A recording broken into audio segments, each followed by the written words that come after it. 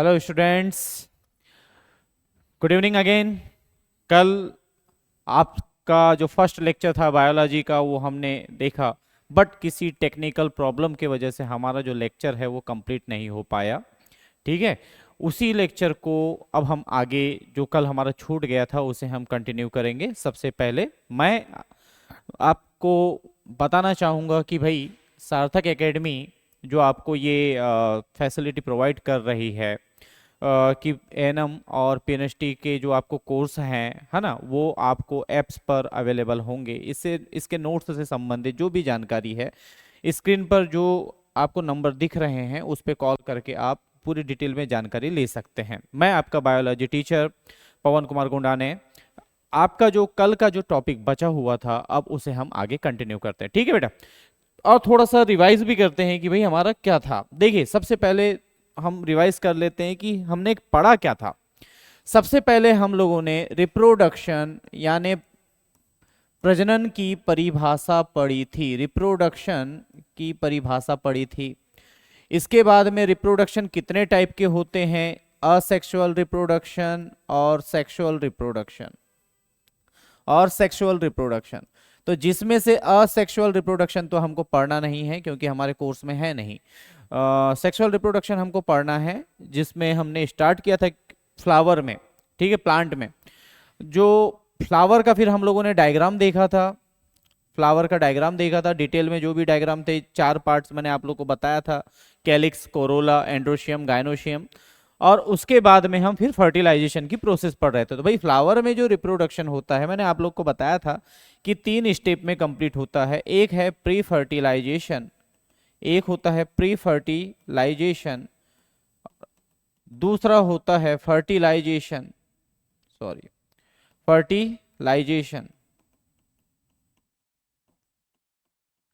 और थर्ड होता है पोस्ट फर्टिलाइजेशन।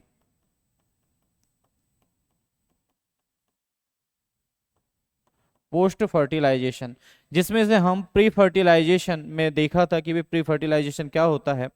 प्री फर्टिलाइजेशन वह प्रक्रिया है जिसमें कि नर युग्मक और मादा युग्मक के मिलने से पहले जो भी प्रक्रिया संपन्न हो रही है। देखिए, नर युग्मक क्या था पौधों में, पराग कण यानी पॉलन ग्रेन, और मादा युग्मक क्या था, ओव्यूल यानी अंडक।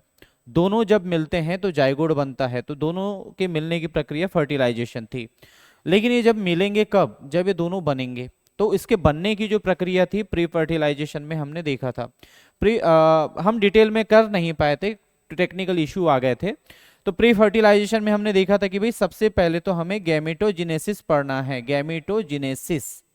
गैमेटोजेनेसिस का मतलब है युग्मक जनन हमको पढ़ना था। युग्मक जनन, जिसमें गैमेटोजेनेसिस का मतलब होता है कि जो मेल गैमिट है यानी परागकण और जो फीमेल गैमिट है ओव्यूल यानी अंडक, ये बनते कैसे हैं। ठीक है, बनते कैसे हैं, उसके बाद में जो मेल गैमिट है वो फीमेल तक पहुंचेगा कैसे। तो इसी में गैमेटोजेनेसिस में हमने देखा था कि भाई माइक्रोस्पोरोजेनेसिस होता है और दूसरा होता है मेगा स्पोरोजेनेसिस। यानी माइक्रो का मतलब हो गया पॉलन ग्रेन का बनना और मेगा स्पोरोजेनेसिस का मतलब होता है ओव्यूल का बनना। इसके बाद हम जो पढ़ने वाले हैं वो है पॉलिनेशन। हम इसके बारे में थोड़ी सी जानकारी ले चुके थे लेकिन हम पढ़ नहीं पाए थे डिटेल में। ठीक है, तो यहां तक कि हमारा कोर्स हो चुका था और हम कल माइक्रोस्पोरोजेनेसिस चल रहे थे। तो देखिए हम फिर से स्टार्ट कर रहे हैं माइक्रोस्पोरोजेनेसिस। ठीक है, मैंने आपको कल बताया था कि भाई माइक्रोस्पोरोजेनेसिस आपके एनसीईआरटी बुक में ये शब्द तीनों एक साथ होंगे। माइक्रोस्पोरोजेनेसिस, साथ में यहां पर होगा स्टेमन यानी पुमंग। माइक्रोस्पोरोजेनेसिस का मतलब होता है लघु बीजाणुधानी। और यहां पर आपने देखा होगा पॉलन ग्रेन। ठीक है, पॉलन ग्रेन, ये चीजें एनसीईआरटी बुक में तीनों वर्ड एक साथ है। तो भाई ये असल में क्या होता है। स्टेमन मैंने आपको कल मेल रिप्रोडक्टिव ऑर्गन बताया था, अगर याद नहीं है तो थोड़ा सा जो फर्स्ट लेक्चर है उसको देख लेंगे, रिवाइज कर लेंगे। ठीक है, तो स्टेमन क्या था और स्टेमन के अंदर में पॉलन ग्रेन बनता है। तो इसी के हम प्रोसेस के बारे में पढ़ रहे थे। देखिए मैंने कल आप लोग को डायग्राम से थोड़ा बताया था कि इस टाइप का आपको मेल रिप्रोडक्टिव पार्ट आपको देखने में मिलेगा। जनरली हम इसे फिलामेंट कहते हैं। फिलामेंट, ये है एंथर, एंथर।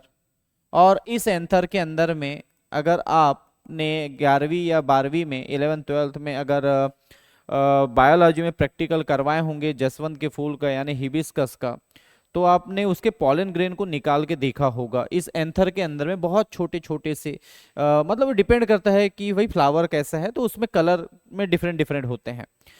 जनरली मैंने हिबिस्कस में देखा था तो ये येलो कलर के थे, ठीक है। तो इनके अंदर में पॉलन ग्रेन बनते हैं। यही पॉलन ग्रेन मेल गेमिट यानी नर युग्मक कहलाते हैं। इनके बनने की कहानी है भाई पूरी अभी, ठीक है। इनके बनने की जो पूरी प्रोसेस है अब हम माइक्रोस्पोरोजेनेसिस में देखेंगे, ठीक। तो असल में सबसे पहले मैंने आपको क्या बताया था कि ये जो एंथर है ये बाइलोब स्ट्रक्चर है। आपको दिख रहा होगा 2 लोब में बटा हुआ है, बाइलोब, बाइलोब। अगर आप इसको काटे, ब्लेड से काट के अगर देखते हैं तो इसके अंदर में 4 सेक दिखते हैं, यानी एक एक लोब के अंदर में, एक एक लोब के अंदर में 2-2 चेंबर आपको मिलेंगे, ठीक है। इसी वजह से इनको हम डाइथिकस कहते हैं, डाइथिकस या डाइथिका, ठीक है। ये चेंबर है और इन्हीं चेंबरों के अंदर में पाए जाते हैं मोस्ट इंपोर्टेंट चीजें, माइक्रोस्पोरेंजियम, माइक्रोस्पोरेंजियम, माइक्रोस्पोरेंजियम। देखिए पहले समझ लीजिए कि कहां पे क्या क्या हो रहा है, फिर हम उसको डायग्रामेटिकली समझने की कोशिश करेंगे। माइक्रोस्पोरेंजियम, माइक्रोस्पोरेंजियम के अंदर में बनता है माइक्रोस्पोर, माइक्रोस्पोर। और इन्हीं माइक्रोस्पोर से बनता है पॉलन ग्रेन, पॉलन ग्रेन, ठीक। ये तो मैंने आपको बता दिया था कि ये फिलामेंट है, ये फिलामेंट है, ठीक। जहां पे जुड़ा हुआ है ये कनेक्टिव कहलाता है, कनेक्टिव, ठीक। माइक्रोस्पोरेंजियम इस एक एक थीका के अंदर होंगे, इनके अंदर माइक्रोस्पोरेंजियम, माइक्रोस्पोरेंजियम के अंदर बनेगा माइक्रोस्पोर, माइक्रोस्पोर के अंदर बनेगा पॉलन ग्रेन, माइक्रोस्पोर से ही पॉलन ग्रेन बनता है। अब इसके बनने की जो प्रोसेस है हम उसे देख लेते हैं, ठीक है। देखिए कल मैंने आप लोगों को यहां इसके बारे में बताया था, मैं फिर से बता दूं ये क्या चीज है, ठीक है। अभी जो मैंने आपको माइक्रोस्पोरेंजियम बताया ये वही चीज है। कल मैंने आपको डायग्राम में शो भी किया था कि ये माइक्रोस्पोरेंजियम इस टाइप का आपको दिख रहा है, ठीक है। 4 4, ठीक है। थोड़ा सा डायग्राम कट गया है, ज्यादा होगा तो मैं थोड़ा सा एक्स्ट्रा बता के भी दिखा दूंगा, ठीक है। इस माइक्रोस्पोरेंजियम में ये जो सबसे बाहर की जो लेयर होती है उसे हम एपिडर्मिस कहते हैं, ठीक है। सबसे बाहर की जो लेयर है उसे एपिडर्मिस कहते हैं। इसके बाद जो एपिडर्मिस होती है सिंगल सेल की लेयर है, सिंगल सेलुलर लेयर है, यानी इसमें एक एक सेल जुड़ी हुई रहती के एक लेयर बनाती है, बहुत सारी सेल नहीं होती। जो सेकेंड वाली जो लेयर है इसका नाम एंडोथीशियम है, एंडोथीशियम है। इसके बाद कम से कम 2 से 3 सेल की लेयर होती, जैसे कि हम इसको यहां पे भी देख सकते हैं। देखिए फर्स्ट लेयर, उसके बाद ये सेकेंड लेयर, ठीक है। उसके बाद चालू होता है सेकेंड और थर्ड, देखो कम से कम 2 से 3 सेल्स की लेयर है, इसे हम कहते हैं मिडिल लेयर, मिडिल लेयर, ठीक। इसके बाद ये आपको अंदर में सर्कल टाइप का स्ट्रक्चर दिख रहा है, यहां पे भी दिख रहा है, यहां पे भी दिख रहा है, यहां पे भी दिख रहा है, ठीक है। सर्कल टाइप का स्ट्रक्चर दिख रहा है, ये सर्कल ही है माइक्रोस्पोरेंजियम। इसके जो बाहर की लेयर होती है, यहां पर लिखा हुआ भी हो सकता है, देखिए लिखा हुआ है, ये लिखा हुआ है यहां पर नाम टेपेटम, ठीक, टेपेटम। बाहर की जो 3 लेयर है एपिडर्मिस, एंडोथीशियम और मिडिल लेयर, ये तो प्रोटेक्शन का काम कर रहे हैं माइक्रोस्पोरेंजियम को। और जो टेपेटम है ये नरिशमेंट वाली सेल्स होती है, मतलब इसके अंदर जो भी माइक्रोस्पोर बनेगा उसको डेवलप करते समय जो भी नरिशमेंट की जरूरत पड़ेगी वो उसे प्रोवाइड करेगा टेपेटम, ठीक है। इसके अंदर में देखिए आपको बहुत सारी सेल्स दिख रही है, ठीक है, बहुत सारी सेल्स दिख रही है। ये पूरी सेल्स मिलकर के एक टिश्यू का फॉर्मेशन करती है। यहां पे नाम लिखा हुआ है स्पोरोजिनस टिश्यू। मैं इसको डायग्राम को अभी आपको बना के भी शो करूंगा, ठीक है। ये है स्पोरोजिनस टिश्यू, और इन्हीं स्पोरोजिनस टिश्यू में जो सिंगल सिंगल सेल्स होती है उसे हम कहते हैं एमएमसी, यानी माइक्रोस्पोर मदर सेल। ठीक, अब मैं आपको डायग्राम बना के शो कर रहा हूं। देखिए इस टाइप से आपका डायग्राम था।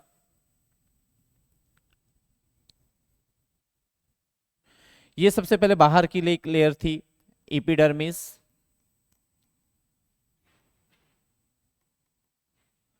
फिर सेकेंड लेयर एंडोथीशियम।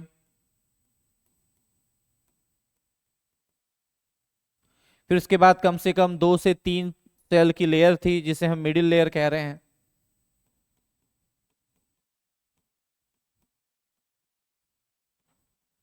ठीक, उसके अंदर में फिर माइक्रोस्पोरेंजियम था, जिसमें कि बाहर की जो लेयर है इसका नाम है टेपेटम, और इसके अंदर बहुत सारे टिश्यूज पाए जाते हैं।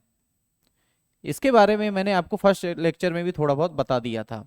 और ये जो सेल्स हैं, है ना, ये तो टिश्यू खैर हमारा स्पोरोजिनस टिश्यू कहलाता है, स्पोरोजिनस टिश्यू।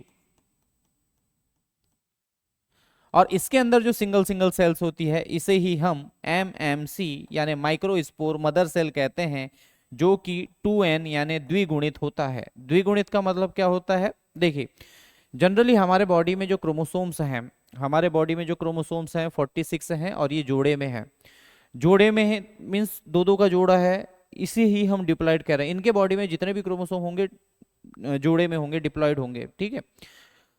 ये वर्ड जरूरी है क्योंकि ये भी पूछ सकता है आपको कि भाई माइक्रो मीन मेगा स्पोरेंजियम में हैप्लॉइड कौन सी सेल है, डिप्लॉयड कौन सी सेल है, तो इसकी डिटेल में जानकारी होनी चाहिए। ठीक, अब देखिए आगे क्या होगा। इसके आगे की मैं हालांकि डायग्राम भी है मेरे पास में, पहले मैं बता देता हूँ कि अब इसमें हो क्या रहा है। एमएमसी जो है सबसे पहले मियोटिक डिवीजन के जरिए, ठीक है, मियोटिक डिवीजन यानी अर्धसूत्री विभाजन, पहला अर्धसूत्री विभाजन जो होता है, ये क्या प्रक्रिया है? अर्धसूत्री विभाजन में एक क्रोमोसोम से लास्ट में 4 क्रोमोसोम बनते हैं, और उसमें जो गुणसूत्र होते हैं, जो क्रोमोसोम होते हैं, वो आधे हो जाते हैं। तो ये जो अवस्था होती है 2 स्टेप में कंप्लीट होती है। मियोटिक फर्स्ट, इसमें क्या होगा कि एक क्रोमोसोम से सबसे पहले तो भाई 2 क्रोमोसोम बनते हैं, और ये एन होता है।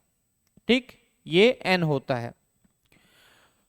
ठीक, इसे हम डायड कंडीशन कहते हैं। इसके बाद ये 2 से ये 4 बनेगा,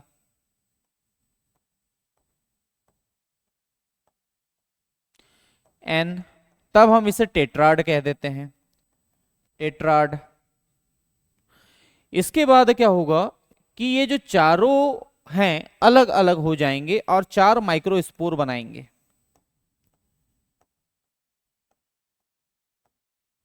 एन एन एन एन, ये चारों माइक्रोस्पोर का निर्माण करेंगे।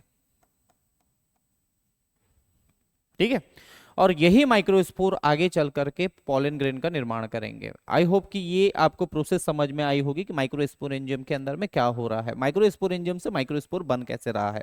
इसको मैं डायग्रामेटिकली आपको शो करने की कोशिश कर रहा हूं, है मेरे पास में डायग्राम। ठीक है, देखिए यहां पर यही चीज दिया हुआ है कि ये माइक्रोस्पोरेंजियम के अंदर में क्या क्या प्रोसेस हो रही है। देखिए सिंगल सेल, फिर 2, फिर 4, ठीक है, फिर 4 से फिर अलग हो जाएंगे, जैसे कि सिंगल सिंगल माइक्रोस्कोप है, सॉरी माइक्रोस्पोर है, और फिर इससे भी पॉलन ग्रेन का फॉर्मेशन होगा। पॉलन ग्रेन का फॉर्मेशन होने के बाद में ये देखो कहां पर फीमेल के स्टिग्मा में पहुंच रहे हैं। ये जो डायग्राम है आपको तब समझ में आएगा जब आप पूरी जानकारी ले लेंगे। देखिए ठीक है, तो मैं आपको पहले इसी के बारे में बता देता हूं, जैसे कि ये माइक्रोस्पोर है। अब माइक्रोस्पोर में क्या होगा, माइक्रोस्पोर जो एन कंडीशन में है, इसमें सबसे पहले क्या होगा कि इसको जो केंद्रक है, ठीक है, जो न्यूक्लियस है, वो साइज में बड़ा होकर के 2 पार्ट में डिवाइड होने लगता है, क्योंकि इनके बीच में वैक्यूल का फॉर्मेशन होने लगता है। इसके बाद में ये दोनों केंद्रक एक दूसरे से अलग अलग हो जाते हैं और इनके बीच में दीवार बनने लगती है। ठीक, इनके बीच में क्या है,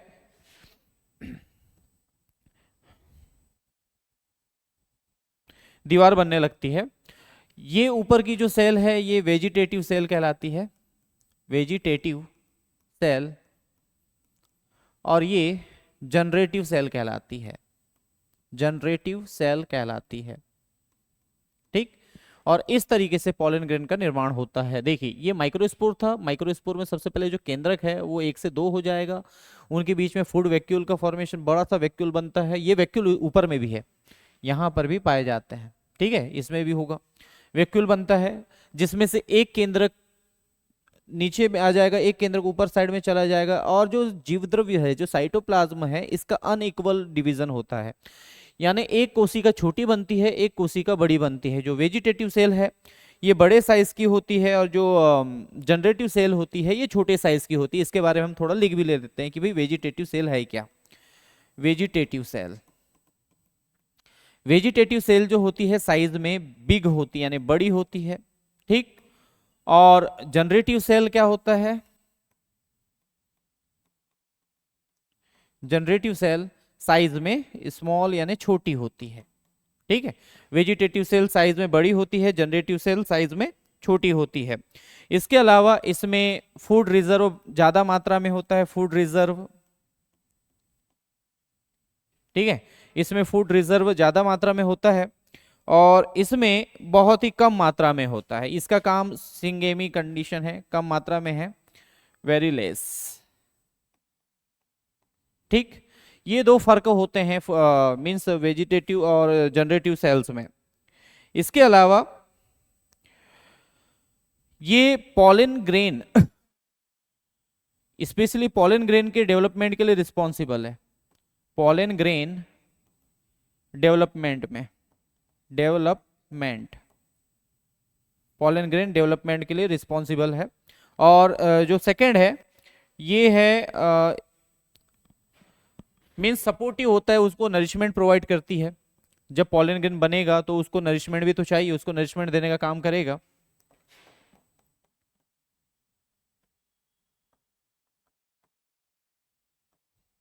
ठीक है, इस तरीके से पॉलन ग्रेन का डेवलपमेंट होता है। अब पॉलन ग्रेन की संरचना होती कैसे है ये भी हम देख लेते हैं, जो कि मैंने आपको खैर डायग्राम में वो समझ में नहीं आया होगा, तो मैं आपको बना के दिखा दूंगा कि भाई पॉलन ग्रेन होता कैसे है।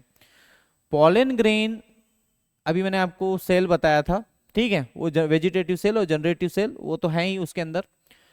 पॉलन ग्रेन के बाहर में सबसे बाहर एक आउटर मेम्ब्रेन होती है, एक आउटर मेम्ब्रेन होती है। ये आउटर जो मेम्ब्रेन है कहीं कहीं पर अंदर साइड में अटैच मतलब नहीं होती, और ये तो खैर उसका प्लाज्मा मेम्ब्रेन है। पॉलन ग्रेन के सबसे बाहर की जो लेयर होती है उसे हम एक्साइन कहते हैं, एक्साइन, ठीक है। एक्साइन जो होता है ये दुनिया का जो सबसे टफेस्ट रेजिस्टेंस वाला जो प्रोडक्ट है, जिसका नाम होता है स्पोरोलीन, स्पोरोलीन, ठीक, स्पोरोलीन से बना होता है।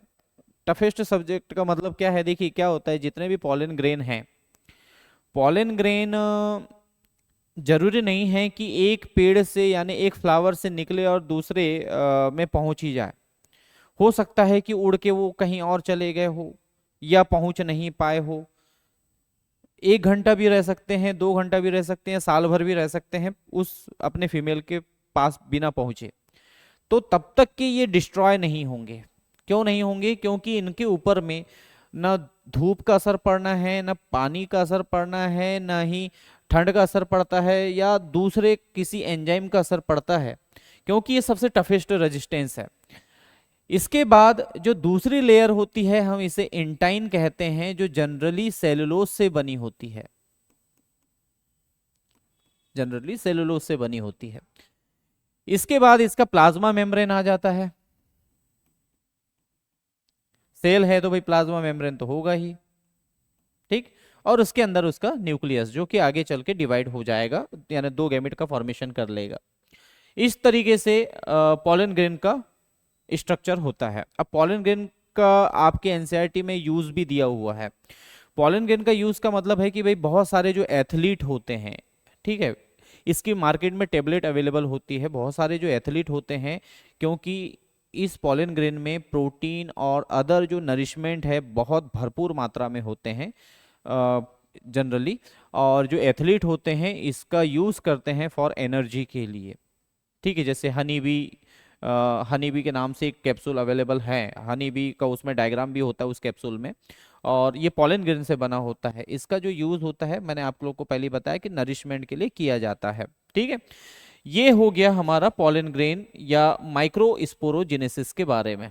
ठीक है, माइक्रोस्पोरोजेनेसिस के बारे में जो मैंने आपको बताया, समझ में आया होगा आप लोगों को। आई होप कि कोई डाउट हो ना हो।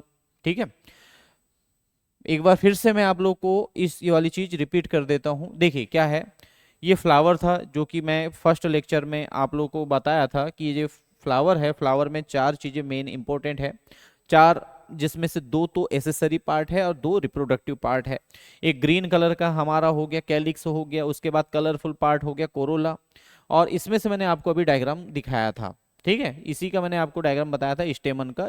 स्टेमन के अंदर में एंथर होता है, एंथर के अंदर में लोब होते हैं, लोब के अंदर में सेक होते हैं, सेक के अंदर में माइक्रोस्पोरेंजियम होते हैं, माइक्रोस्पोरेंजियम के अंदर में माइक्रोस्पोर बनते हैं, माइक्रोस्पोर के अंदर में फिर माइक्रोस्पोर से ही फिर पॉलन ग्रेन का फॉर्मेशन होता है, यानी मेल गैमेट का फॉर्मेशन होता है। आई होप कि आपको जो पहली प्रोसेस है माइक्रोस्पोरेंजियम वो समझ में आई होगी। ठीक है, अब हम आगे बढ़ते हैं और जो हमारा नेक्स्ट टॉपिक हमको जो पढ़ना था, ठीक है, क्या पढ़ना था, सेकंड टॉपिक है हमारा एम्ब्रियोसेक। अब ये एम्ब्रियोसेक क्या है, तो भाई सबसे पहले हम इसको देख लेते हैं। अब हम चालू कर रहे हैं मेगा स्पोरेंजियम, मेगा स्पोरेंजियम या ओव्यूल का स्ट्रक्चर, और आपके एनसीईआरटी में सामने लिखा होगा पिस्टिल। ठीक है, पिस्टिल, पिस्टिल या कार्पल। और ये पिस्टिल कार्पल क्या होता है, पिस्टिल कार्पल मैंने आपको कल फर्स्ट लेक्चर में ही बताया था, थोड़ा सा मैं और रिवाइज कर देता हूँ। देखिए फ्लावर में आपको इस तरीके से बीच में, जनरली हिबिस्कस का मैंने प्लांट का डिस्कस किया था, इस तरीके से आपको फीमेल पार्ट आपको दिखेगा, जिसमें बीच में यानी नीचे में ये जो स्वेलोन यानी सूजा हुआ पार्ट आपको दिख रहा है, इसे हम ओवरी कहते हैं। इस ओवरी के अंदर में बहुत सारे फीमेल गैमेट यानी ओव्यूल, ओव्यूल बनता है, और ये जो अपना ट्यूब लाइक स्ट्रक्चर है सिलेंड्रिकल, इसे हम स्टाइल कहते हैं, और ये है स्टिग्मा। और अभी जब मैंने आप लोगों को मेल रिप्रोडक्ट मतलब मेल पॉलन ग्रेन का डायग्राम दिखाया था, तो उसमें भी इस टाइप का डायग्राम था, वो स्टिग्मा का ही डायग्राम था। जब पॉलन ग्रेन बनेगा तो उसको स्टिग्मा पर ही सबसे पहले पहुंचना पड़ेगा, और यहीं से फिर वो अंदर आएगा। इसके बारे में हम आगे और डिटेल में करेंगे। सबसे पहले उसको स्टिग्मा पर ही पहुंचना पड़ेगा। अब ये बनते कैसे हैं, ये ओव्यूल बनता कैसा है, इसकी प्रोसेस हम करेंगे। यही प्रोसेस कहलाती है मेगा स्पोरोजेनेसिस। ठीक है, लेकिन बनने से पहले हम इसकी संरचना देख लेते हैं कि भाई ये है क्या, दिखता कैसा है। देखिए, अगर ये डायग्राम आपको समझ में नहीं आ रहा है तो फिर भी मैं आपको बना के इसको दिखा देता हूं। ठीक है, आपके जनरली एनसीईआरटी में इस टाइप से डायग्राम होगा, हो सकता है किसी किसी बुक में उल्टा भी हो। ठीक,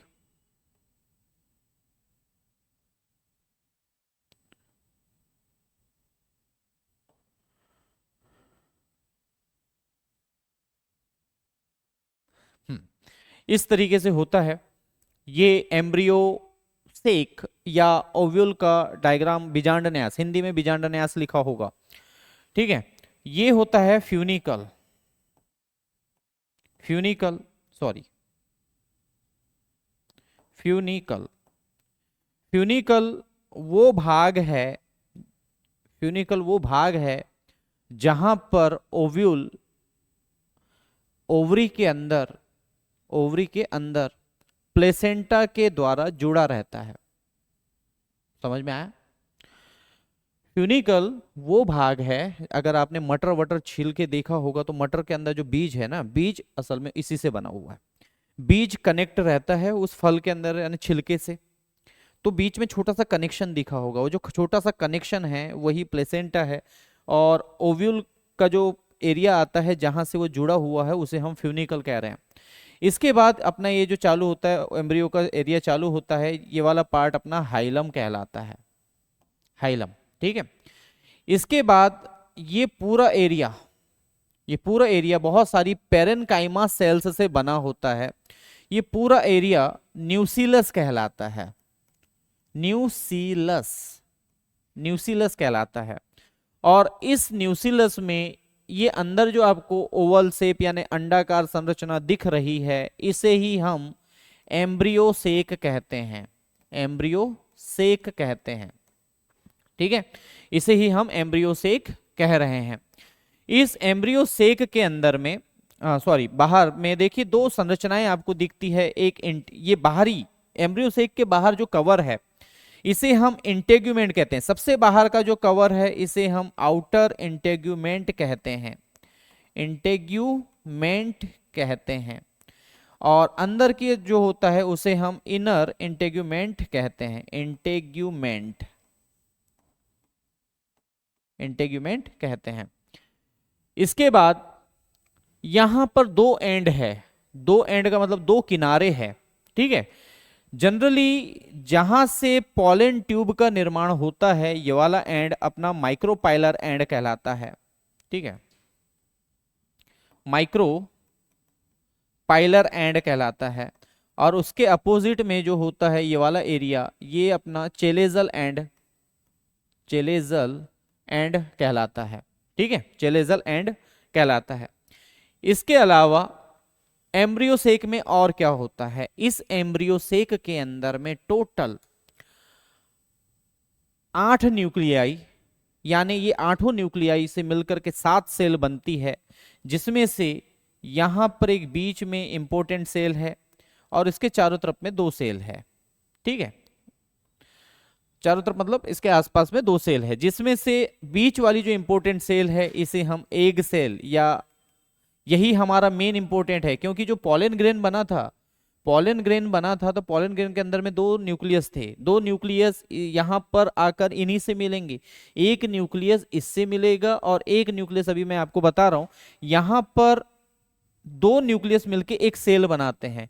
इसे हम आप सेकेंडरी न्यूक्लियस कहते हैं, सेकेंडरी न्यूक्लियाई या न्यूक्लियस कह सकते हैं, क्योंकि 2 से मिलकर के बन रहा है सेकेंडरी न्यूक्लियस। और यहां पर होते हैं 3 सेल जिसे हम एंटीपोडल सेल कह देते हैं, एंटीपोडल सेल। देखिए मैंने आपको बताया था कि पॉलन ग्रेन जब इस जनरली ज्यादातर प्लांट में ये होता है, ऐसा नहीं कह रहा हूं कि मैं भाई सभी में होता है, लेकिन ज्यादातर प्लांट में क्या होता है कि जब पॉलन ट्यूब का फॉर्मेशन होता है, भाई पॉलन ट्यूब क्या होता है, देखो क्या होता है, जब यहां पर पॉलन ग्रेन आएगा तो यहां से ट्यूब का निर्माण होगा, ट्यूब बनेगा और इसी ट्यूब से इसके दोनों न्यूक्लियस यहां पर निकल के आएंगे। दोनों न्यूक्लियस इस ट्यूब के जरिए यहां से अंदर, जनरली मैंने वही कहा कि भाई माइक्रोपाइलर एंड से जाएंगे, और एक इस एग से मिल जाएगा और एक इस सेकेंडरी न्यूक्लियस से मिल जाएंगे। ठीक है, अब इसके बारे में हम डिटेल में पढ़ेंगे और आगे भी है। तो ये है आपका एम्ब्रियो का डायग्राम। आई होप कि आपको समझ में आया होगा। जो मैंने आपको अभी स्क्रीन पर थोड़ी देर पहले जो डायग्राम दिखाया था वो भी यही चीज है। देखिए नीचे है प्लेसेंटा यानी ओवरी से जुड़ा हुआ। इसके बाद आपको मैंने बता दिया फ्यूनिकल। फ्यूनिकल क्या है भाई, वो पार्ट है जहां पर ये ओवरी से जुड़ा हुआ रहेगा। किसके बीच में क्या रहता है, प्लेसेंटा रहता है।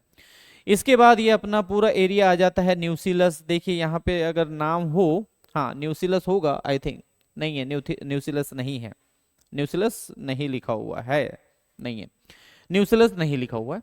खैर ये पूरा एरिया न्यूसीलस है। ये अपना आउटर इंटेग्यूमेंट हो गया, ये बाहर का एरिया। उसके बाद इनर इंटेग्यूमेंट हो गया। ठीक है, और देखिए हाँ एक नाम छूट गया था, सॉरी ये नाम छूट गया था कि यहां पर बीच में तो एग हो गया, लेकिन ये पास की जो 2 सेल है ये क्या है, ये दोनों कहलाती है सिनर्जिड। यहां पे लिख देते हैं, ये दोनों क्या कहलाती है, सिनर्जिड्स। ठीक है, ये नाम छूट गया था, दोनों सेल सिनर्जिड्स कहलाती है। ठीक,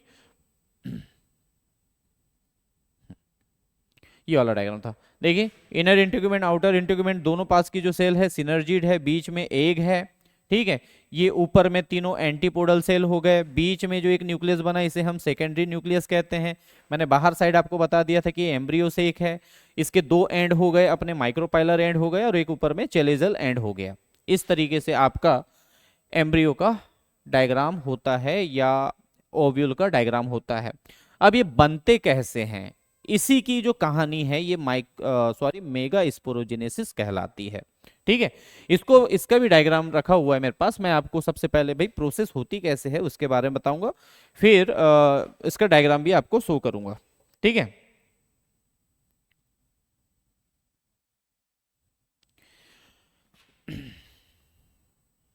देखिए सबसे पहले क्या होता है, एम्ब्रियो के निर्माण के समय में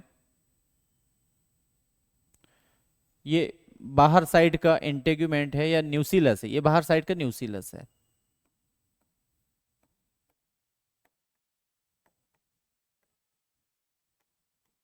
ठीक। ये बाहर साइड का न्यूसिलस है। जब ओव्यूल बनते रहता है तो उसकी कहानी है। बीच में जो सेल होती है ये कहलाती है एमएमसी। एमएमसी वर्ड जब हम माइक्रोस्पोर पढ़ रहे थे तब भी आया था। एमएमसी क्या होता है, उसमें माइक्रोस्पोर मदर सेल था, इसमें मेगा स्पोर मदर सेल है। सेम प्रोसेस है, जैसे कि अब ये मियोसिस डिवीजन में जाएगा, मियोसिस फर्स्ट में यानी मियोटिक फर्स्ट में सबसे पहले तो एक सेल से ये दो सेल बन जाएंगे, जो जैसा कि अभी मैंने थोड़ी देर पहले बताया था सेम वैसी ही कंडीशन है। फिर इसमें हाँ क्रोमोसोम जैसे कि इसमें डबल था तो इसमें ये एन हो जाएंगे। इसके बाद ये जब मियोसिस सेकंड में जाएंगे, मियोसिस सेकंड में जाएंगे तो एक से कितने सेल बनेंगे, चार बनेंगे, चार सेल बनेंगे। जब हम इसे क्या कहते हैं, टेट्राड कहते हैं, टेट्राड, ठीक है, टेट्राड कहते हैं। ये है अपने चार मेगा स्पोर, जैसे उसमें चार माइक्रो स्पोर बने थे इसमें चार मेगा स्पोर बनेंगे। बट फर्क है, दोनों में फर्क है, माइक्रो स्पोर में भी और इसमें भी। माइक्रो स्पोर में क्या हुए थे कि भाई चारों माइक्रो स्पोर चल करके आगे चार पॉलन ग्रेन बनाते हैं, लेकिन इसमें नहीं होगा। इसमें ऊपर के जो साइज में तीन छोटे हैं वो डिजनरेट हो जाते हैं और बचता एक ही है। तीन डिजनरेट हो जाएंगे और बचेगा एक ही। यही आगे चल करके मेगा स्पोर ओव्यूल का निर्माण करेगा। अब ये कैसे कर रहा है देखते हैं। सबसे पहले तो भाई इसके जो सेल है, जो न्यूक्लियस है, न्यूक्लियस ये एक से दो न्यूक्लियस में कन्वर्ट हो गया, दो न्यूक्लियस में। अब देखो यहां पर हाँ ये वाला जो डिवीजन है ये मियोसिस है, ये अर्धसूत्री विभाजन है, लेकिन ये समसूत्री विभाजन यानी माइटोसिस है। इसमें क्या हो रहा है कि एक से दो न्यूक्लियस में डिवाइड हो गया, फिर ये दो से चार हो जाएंगे, ठीक है, चार से ये आठ हो जाएंगे, आठ हो गए। और उसके बाद में ये अपने अपने एरिया में जनरली चले जाते, जनरली तीन ऊपर साइड आ जाते हैं, तीन नीचे साइड आ जाएंगे और दो जनरली बीच में रह जाते हैं। अब जो तीन नीचे आ गए हैं, जो तीन नीचे आ गए हैं इनमें से एक एग का निर्माण करेगा। तीन ऊपर, अभी मैंने आपको थोड़ी देर पहले ही डायग्राम दिखाया था, देखिए तीन ऊपर है तीन नीचे हैं और दो बीच में है।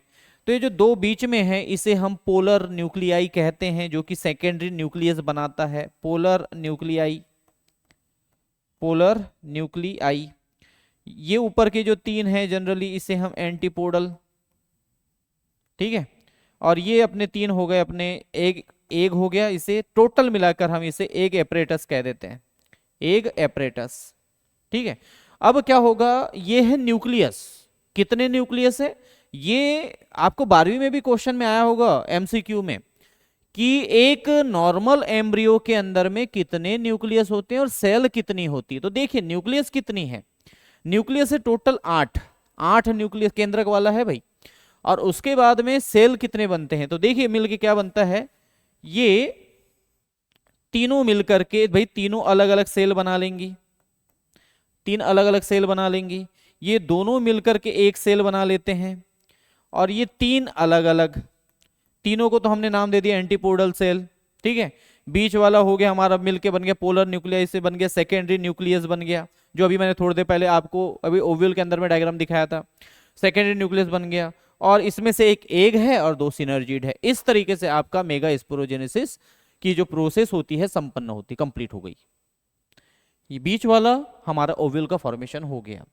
ठीक है, इसका मेरे पास खैर डायग्राम भी रखा हुआ है, मैं आपको दिखा रहा हूं। देखिए यही है, ये है सीधा सिंपल सा माइक्रो वेजिटेटिव, सॉरी हाँ यही उसी का है।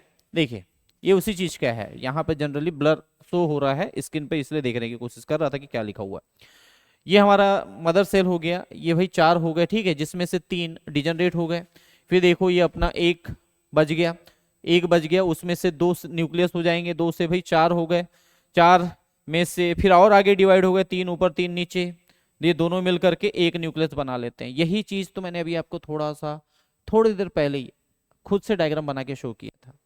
यही डायग्राम होता है ओव्यूल के बनने की प्रक्रिया, यही प्रोसेस कहलाती है मेगा स्पोरोजेनेसिस, सॉरी हाँ देखिए यही प्रोसेस कहलाती है मेगा स्पोरोजेनेसिस, और यहाँ पे मेगा स्पोरेंजियम लिखा हुआ है, मेगा स्पोरोजेनेसिस, स्पोरोजेनेसिस, ठीक है, यानी फीमेल गैमेट के बनने की प्रक्रिया क्या कहलाती है, मेगा स्पोरोजेनेसिस।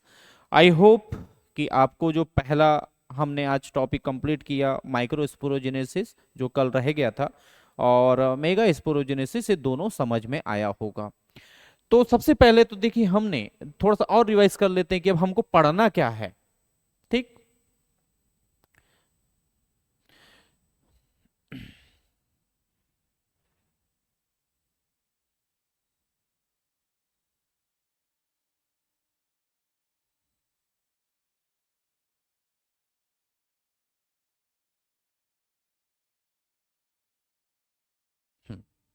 देखिए सबसे पहले यही वाला पार्ट हमारा था कि हमने प्री फर्टिलाइजेशन में गैमेटोजेनेसिस पढ़ चुका है, यानी माइक्रो स्पोरोजेनेसिस खत्म कर लिया, मेगा स्पोरोजेनेसिस खत्म कर लिया। अब है पॉलिनेशन। पॉलिनेशन क्या है, ठीक है, पॉलिनेशन क्या प्रक्रिया होती है इसी के बारे में हम पढ़ेंगे। ठीक है, पॉलिनेशन देखिए क्या थ्योरी होता है, थ्योरी है लेकिन अच्छे से समझना है कि ये प्रक्रिया है क्या। मैंने कल भी और आज भी थोड़ी देर आने से पहले ही जब मतलब आपको लेक्चर स्टार्ट कर रहा था तो मैंने बताया था कि जब फर्टिलाइजेशन कब होगा यानी नर गैमेट जो कि पॉलन ग्रेन है और फीमेल गैमेट ओव्यूल है, दोनों मिलेंगे, दोनों मिलने के बाद में जाइगोट बनेगा। लेकिन दोनों कब मिलेंगे, जब दोनों बनेंगे, और दोनों को हम बना चुके हैं। माइक्रो स्पोरोजेनेसिस में हमने पॉलन ग्रेन बनाया है और मेगा स्पोरोजेनेसिस में हमने अभी फीमेल गैमेट यानी ओव्यूल का स्ट्रक्चर भी देख लिया, बनता कैसे है और होता कैसा है, ये दोनों स्ट्रक्चर हमने देख लिया, यही मेगा स्पोरोजेनेसिस है। अब हमारा जो नेक्स्ट टॉपिक है ये है पॉलिनेशन। पॉलिनेशन मतलब क्या है, देखिए पॉलिनेशन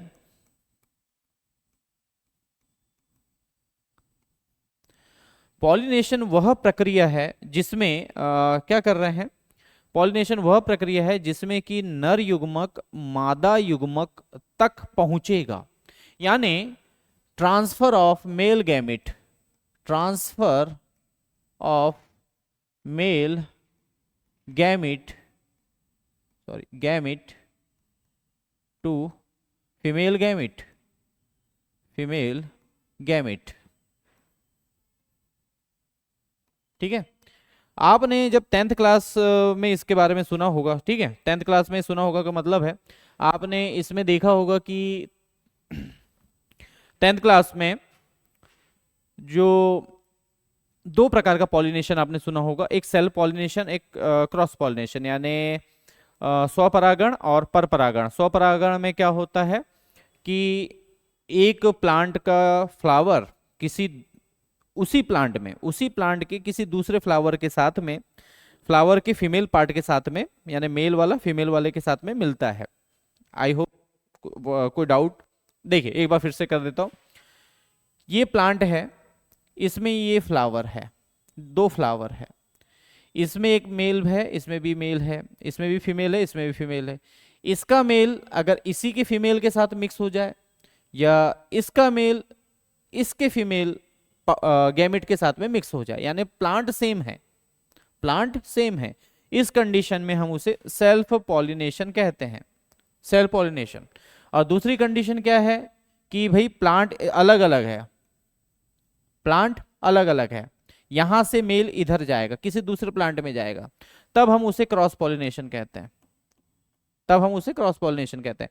बट आपके 12th में सेल्फ और क्रॉस वर्ड नहीं है, 12th के सिलेबस में सेल्फ और क्रॉस वर्ड नहीं है, हम उसे नहीं पढ़ेंगे, ये वर्ड हम यूज ही नहीं करेंगे। आपने 10th में, हालांकि वही चीज है वही चीज, ठीक है। तो ये क्या चीज होता है, जो पॉलिनेशन होता है ये दो टाइप से होता है, ठीक है। पॉलिनेशन कौन कौन से दो टाइप से होता है भाई, एक होता है अपना ऑटोगेमी, ऑटोगेमी, और दूसरा होता है जिटेनोगेमी, जिटेनोगेमी, ऑटोगेमी और जिटेनोगेमी। ऑटोगेमी अभी मैंने जो सेल्फ पॉलिनेशन बताया था वही है। देखो क्या है, ऑटोगेमी में आपने देखा था कि एक प्लांट है, उसमें ये दो फ्लावर लगे हुए हैं, इसका मेल इसी के फीमेल के साथ मिले तब हम इसे, ठीक है। इसमें भी फिर दो कंडीशन है, एक है क्लिस्टो एंड केज्मो,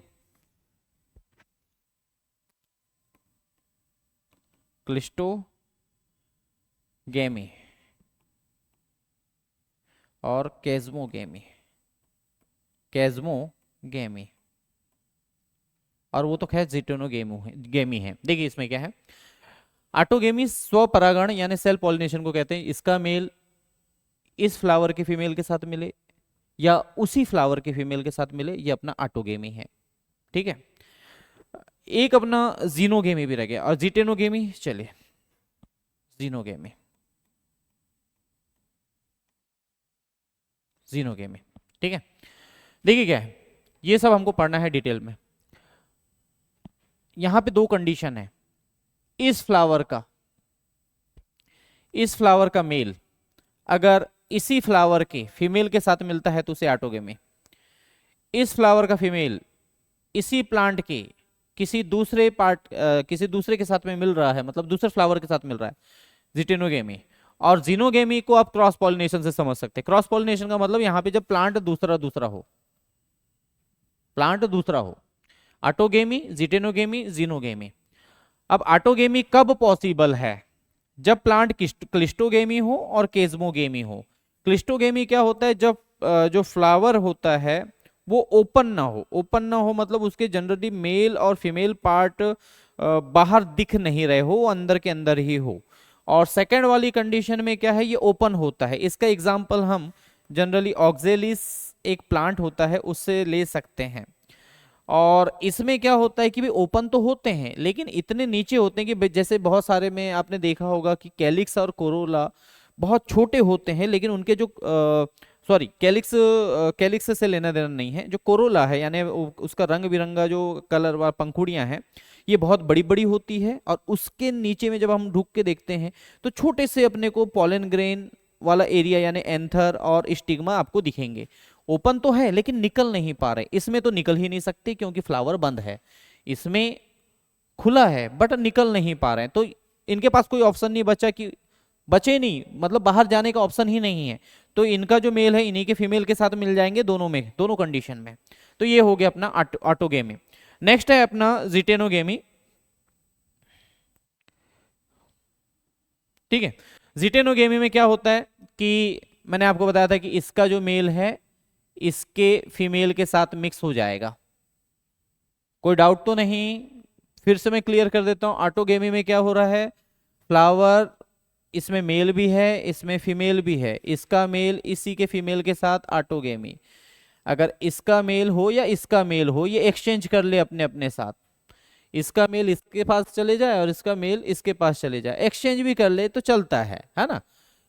अगर ये दूसरे फ्लावर में, प्लांट एक ही है, प्लांट एक ही रहना चाहिए, इसका मेल अगर इधर चले जाए या इसका मेल इधर आ जाए तो ये कंडीशन में है जिटेनोगेमी। और दूसरा होता है जीनोगेमी। जीनोगेमी का मतलब होता है कि प्लांट अलग अलग, इस प्लांट का कोई मेल पार्ट इस प्लांट के किसी फीमेल पार्ट के साथ चला गया, डिफरेंट डिफरेंट प्लांट अलग अलग है उनके साथ चला गया, तब हम उसे जीनोगेमी कहते हैं। अब जीनोगेमी भी बहुत सारे तरीके से होता है। अब ये जाएगा कैसे, तो इसके पास में बहुत सारे तरीके हैं भाई। पहला होता है एनिमोफिली। एनिमोफिली, एनिमोफिली का मतलब होता है बाय एयर, हवा के द्वारा। अब वो कैसे जाएगा किसी दूसरे फूल दूसरे पौधे में, उड़ के ही जाएगा। उड़ के कैसे जाएगा, या तो हवा लेके जाएगी, अगर पानी में होगा तो पानी से जाएगा, हाइड्रोफिली। हाइड्रोफिली, पानी में होगा तो पानी से जाएगा, हाइड्रोफिली। और तीसरा होता है जूफिली। जूफिली का मतलब होता है कि कोई भी एनिमल उसको ले जा ले, कोई भी एनिमल उसको ले जा ले, कीड़े ले जा ले, इन अर्थो बर्ड्स ले जा ले, जितने भी पक्षी है वो उड़ के ले जा ले। एक फूल पे आए, वहां पे उनके पैर में चिपक गए, उससे फिर वो दूसरे फूल में जाएंगे तो वहां पे पहुंचा देंगे। या स्नेल पहुंचा दे, स्नेल यानी घोंगा, जनरली वो भी पेड़ों पे चिपकते रहता है तो वो भी पहुंचा देता है। इस कंडीशन को हम मेलेगोफिली कहते हैं। ठीक है, अगर इंसेक्ट में अगर कीड़े पहुंचा रहे हैं तो इंसेक्टोफिली, पक्षी पहुंचा रहे हैं तो ऑर्निथोफिली। ठीक है, अगर स्नेल यानी घोंगा पहुंचा रहा है तो मेलेगोफिली। बहुत सारे तरीके होते हैं। अगर चमगादड़ पहुंचा रहा है, चमगादड़ भी होता है, ये पॉलिनेशन का काम करता है, तब हम उसे चिरिप्टोफिली कहते हैं। ठीक है, समझ में आया? Anemophily, hydrophily and zoophily. अब ये तो खैर ठीक है, ये कंडीशन तो ठीक है। यहां पे मैंने क्लिस्टोगेमस का मतलब बता दिया कि भाई होता क्या है। भाई फ्लावर बंद है, इसमें फ्लावर ओपन है, बट दोनों नहीं मिल पाएंगे। ऐसी कंडीशन है कि दोनों नहीं मिल पाएंगे। दोनों नहीं मिल पाएंगे का मतलब है कि इसका कोई मेल पार्ट बाहर निकल पाए, बाहर नहीं निकल पाएगा, फीमेल पार्ट भी बाहर नहीं निकल पाएगा। इसमें भी यही कंडीशन है, मेल पार्ट बाहर नहीं निकल पा रहा है। ठीक है, बट इसमें क्या है, ये फ्लावर बंद है, ये फ्लावर ओपन है, और यहां पे निकल पा रहे हैं, लेकिन प्लांट एक ही है। प्लांट एक ही है, और उस कंडीशन में प्लांट अलग अलग है। प्लांट अलग अलग है तो भाई जाएगा कैसे, हवा से जाएगा, एनिमोफिली, हाइड्रोफिली यानी पानी से, जूफिली मतलब इंसेक्ट से। तो ये तो खैर समझ में आ गया। अब हम एनिमोफिली वाली कंडीशन में आते हैं। देखिए, हवा से कौन जाएगा? हवा से भाई, हवा किसकी मदद करेगा? विंड किसकी मदद कर सकता है? कैसे फूलों की मदद करेगा? जनरली जिनके फूल अट्रैक्टिव ना हो। कैसे ना हो? आकर्षित नहीं होंगे, आकर्षित या अट्रैक्टिव नहीं। ठीक है, attractive, not attractive, not attractive. जिनके फूल अट्रैक्टिव नहीं होंगे भाई, अब जिनके फूल अट्रैक्टिव होंगे ही नहीं तो उनके ऊपर कीड़े क्यों आएंगे? बिल्कुल, कभी आपने देखा कि भौरे जो होते हैं या जो तितली होती है, जनरली घास के ऊपर बैठते नहीं है। घास के फूल इतने भी सुंदर नहीं होते। इसके बाद इनका जो पॉलन ग्रेन है, पॉलन ग्रेन वो कैसा होना चाहिए? हल्का होना चाहिए, लाइट वेट वाला होना चाहिए, लाइट वेट वाला होना चाहिए, ताकि हवा में आसानी से उड़ जाए। ठीक, लाइट वेट वाला होना चाहिए। उसके बाद दूसरी कंडीशन है कि भाई चिपचिपा होना चाहिए, तभी तो ये चिपक पाएंगे। चिपचिपा,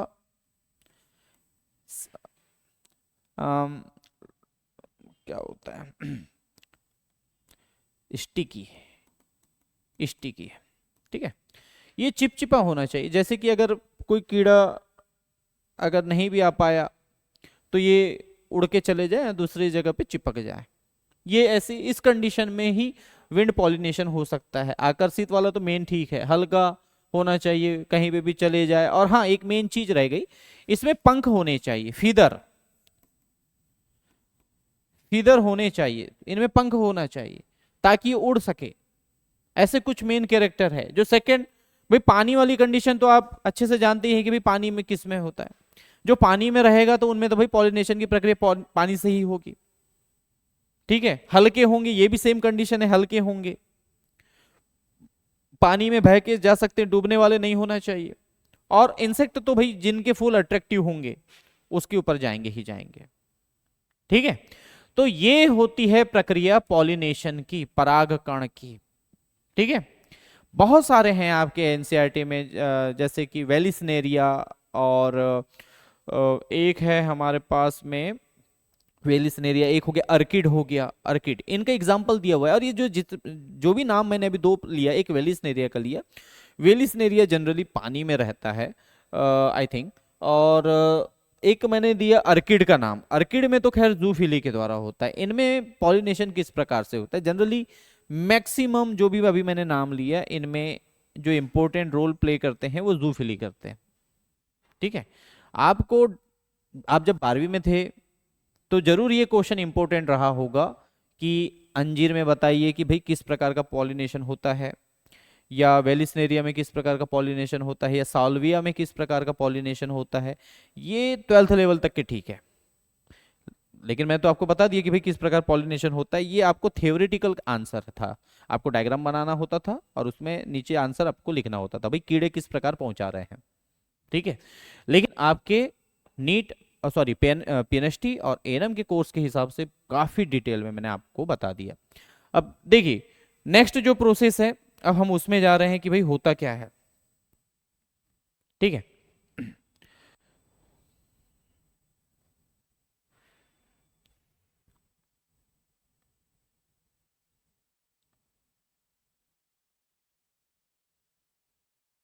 हम्म, ये है हमारा जो नेक्स्ट डायग्राम मैंने आपको यहाँ पे शो करके रखा हूं।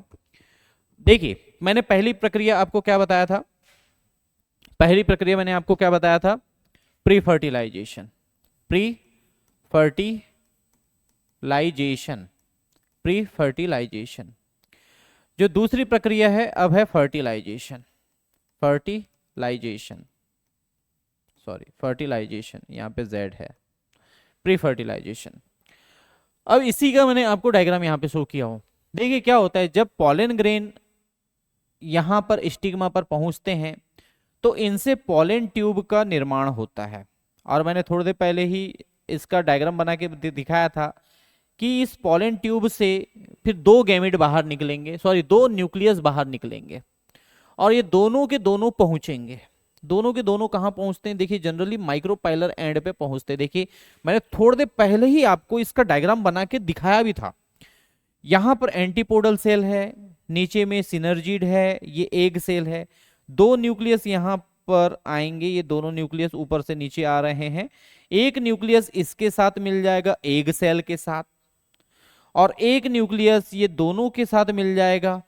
ठीक है, आगे की प्रक्रिया बता रहा हूं कि भाई हो क्या रहा है।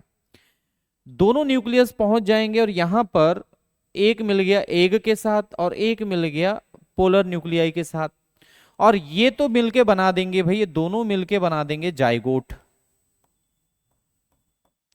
ठीक है, ये दोनों मिलके बना देंगे जाइगोट, और इससे जो एक न्यूक्लियस आकर के मिलेगा, ये बाद में फॉर्मेशन करते हैं एंडोस्पर्म का। एंडोस्पर्म, एंडोस्पर्म क्या होता है भाई? ये जो बीज होते हैं ना, बीज में फूड जमा रखने वाला स्टोर है, बोलना चाहिए एंडोस्पर्म बीजों के लिए खाना जमा है। ठीक है, जब उनको जरूरत पड़ेगी तो वो उसी को यूज कर रहे हैं, एंडोस्पर्म। तो यहां पे देखिए क्या है कि दो न्यूक्लियस आए, दो बार मिले, एक एग के साथ मिले और एक इसके साथ मिले, पोलर न्यूक्लियर यानी सेकेंडरी न्यूक्लियस के साथ में दो बार मिले, इसीलिए इसे हम कहते हैं डबल फर्टिलाइजेशन। बड़ा इंपॉर्टेंट क्वेश्चन रहा होगा आपके एमपी बोर्ड में भी, डबल फर्टिलाइजेशन, फर्टिलाइजेशन, एक minute, double fertilization, double fertilization. ठीक है, अब यहां पे ये बड़ी इंपॉर्टेंट चीज है डबल फर्टिलाइजेशन। देखिए मैंने आपको बता दिया डबल फर्टिलाइजेशन क्या होता है, क्योंकि यहां पे दो बार मिल रहे हैं। अब जाइगोट में कितने गुणसूत्र होते हैं? तो आपको पता है कि भाई इसमें अंडे में कितना था, एग में एन क्रोमोसोम, एक इधर से आया तो इसमें भी एन क्रोमोसोम, तो ये मिलके बन गया 2n, ये जाइगोट अपना बन गया डिप्लॉइड। इसके बाद में एक जो आया, ये भाई साहब जो थे अपने अंदर, क्या नाम था, पोलर न्यूक्लियाई, इसमें तो दो से मिलके बना है ना, यानी 2n पहले से थे, दो एन पहले से थे, एक बाद में आया तो इसके साथ मिल गया, तो कितने एन हो गए? 3n हो गए। बस यही याद रखना है अपने को। ये होते हैं डिप्लॉइड, ये होते हैं ट्रिप्लॉइड। दो बार फर्टिलाइजेशन हुआ, डबल फर्टिलाइजेशन। डबल फर्टिलाइजेशन सबसे पहले बताया किसने था? एक साइंटिस्ट का नाम था नवाज़ चीन। ठीक है, नवाज़ चीन, साइंटिस्ट का नाम याद रखना, नवाज़ चीन। इसने लिली, ठीक है, वाटर लिली के में बताया था। ठीक है, जनरली ये आपके ना एनसीईआरटी बुक में नहीं है, ये नवोदय शिवलाल में जो अपने जनरली बहुत सारे प्रकाशन की बुक में इसका नाम मिल जाएगा। आप लोग को लिली तो खैर दिया ही रहेगा, या दूसरा अलग नाम होगा तो। ठीक है, नाम नवाज़ चीन, बताने किसमें बताया था? लिलियम या लिली करके होगा। ठीक है, लिलियम या लिली। ठीक, एनसीईआरटी में नाम नहीं है, एनसीईआरटी में इसका नाम नहीं है। ठीक, तो ये था हमारा